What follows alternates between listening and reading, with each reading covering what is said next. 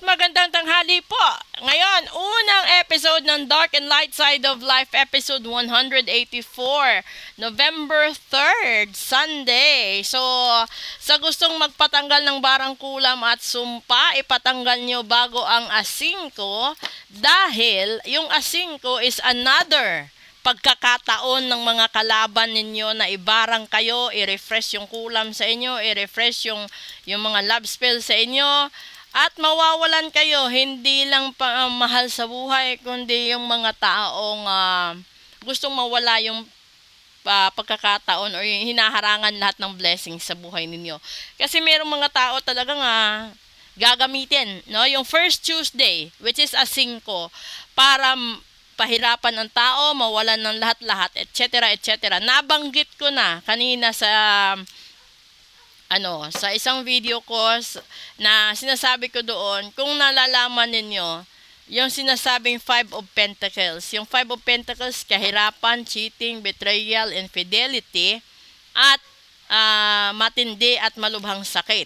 Kapag ito naman ay inilagay ninyo sa 5 of Wands, di ba? Conflicts and etc. Kapag yan napunta sa 5 of Swords, lalong-lalo na, hindi nyo nakakayanin. At kapag yan napunta pa sa, 5 of Wands, yung 5 of Cups, losses. So, di ba hindi maganda ang asingko? So, bago pa kayo, no, malagyan ng panibagong diferensya, problema, hinanakit, or pasakit sa asingko, gawin nyo na ang dapat nyong gawin. At kung gusto nyo mag-book ng full private reading, ngayon nyo gawin para malaman nyo kung ano ang dapat at hindi dapat gawin sa buwan na ito at sa mga susunod pa na buwan. Okay? Kuha tayo dito ng 3.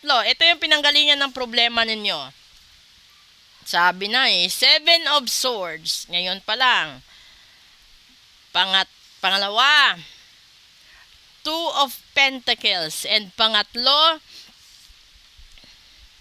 the King of Cups. Ito, no? Yung 7 of Swords kasi, ito yung mga bagay na marami kang problemang dinadala. Hindi lang pera, hindi lang problema sa pag-ibig, problema sa relasyon, kundi problema sa trabaho, sa kaibigan, sa mga anak, sa mga magulang, at sa ibang tao pa. Tapos nasundan pa yung 2 of Pentacles. Ibig sabihin, wala ka sa balanse.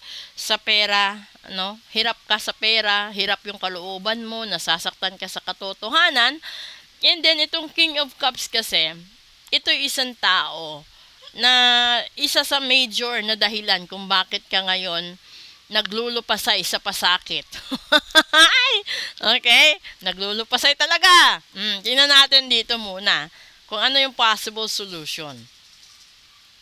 The 3 of Cups. Uy! Pangalawa. Ay! The 7 of Swords. Lumabas siya dito. Ala, lagot kayo. And pangatlo,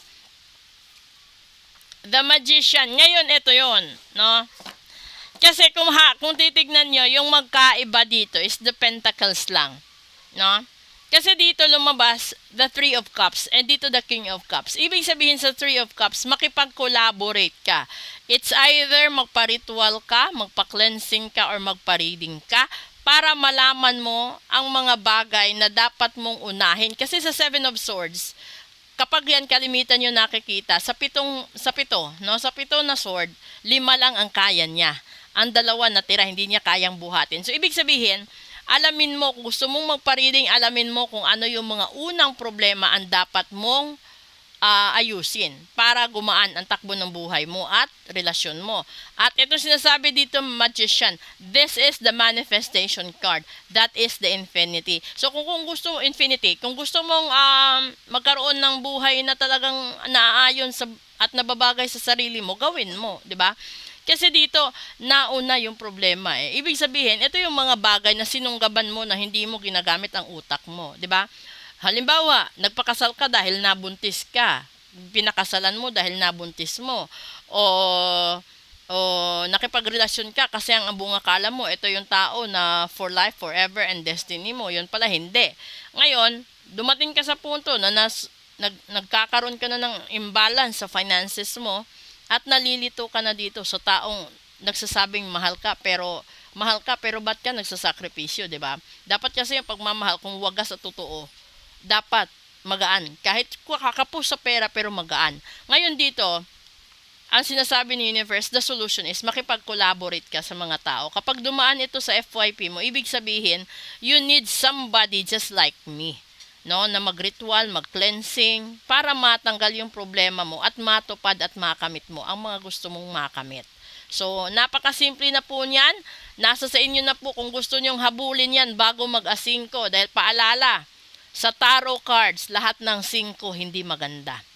The 5 of Wands is conflict. The 5 of Pentacles is illness, poverty, cheating, infidelity. The 5 of Swords, lalo na, is mas mahirap pa ito. Betrayal, etc., etc.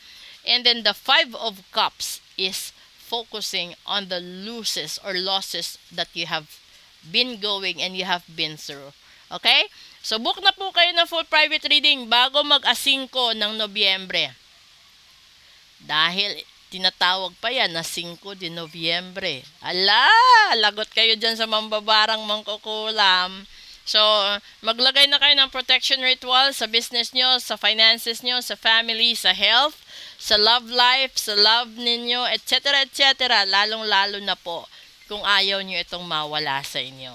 Good noon, proceed tayo sa Real Talk.